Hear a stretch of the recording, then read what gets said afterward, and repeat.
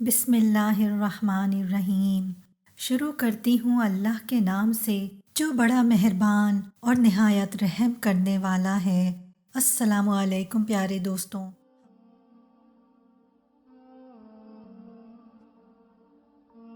اس سے مانگا کرو جس سے مانگنا بھی فخر کی بات ہے۔ اپنے دل کو مضبوط بناؤ اور اللہ پر یقین رکھو، وہ تمہاری ہر مشکل کو آسان کرنے پر قادر ہے۔ دو انسان ایسے ہیں جن کو دیکھ کر اللہ تعالیٰ مسکراتا ہے۔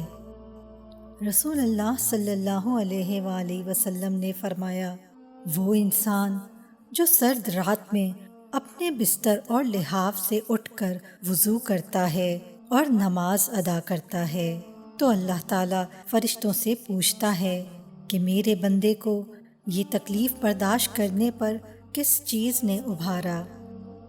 فرشتے جواب دیتے ہیں کہ اے اللہ، یہ تیری رحمت کا طلبگار ہے اور تیرے عذاب سے ڈرتا ہے۔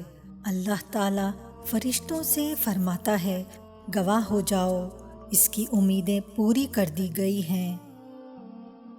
رسول اللہ صلی اللہ علیہ وآلہ وسلم نے فرمایا، انسان کبیرہ گناہوں سے اجتناب کر رہا ہو تو 5 نمازیں، ایک جمعے سے دوسرے جمعے تک اور ایک رمضان دوسرے تک، درمیان کے عرصے میں ہونے والے گناہوں کو مٹانے کا سبب ہے۔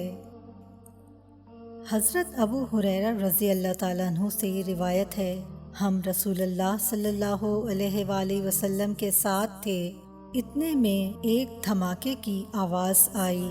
رسول اللہ صلی اللہ علیہ وآلہ وسلم نے فرمایا، تم جانتے ہو یہ کیا ہے؟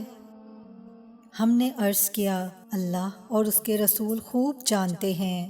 رسول اللہ صلی اللہ علیہ وآلہ وسلم نے فرمایا، یہ ایک پتھر ہے جو جہنم میں پھینکا گیا تھا 70 برس پہلے، یہ اب اس کی تہہ میں پہنچا ہے۔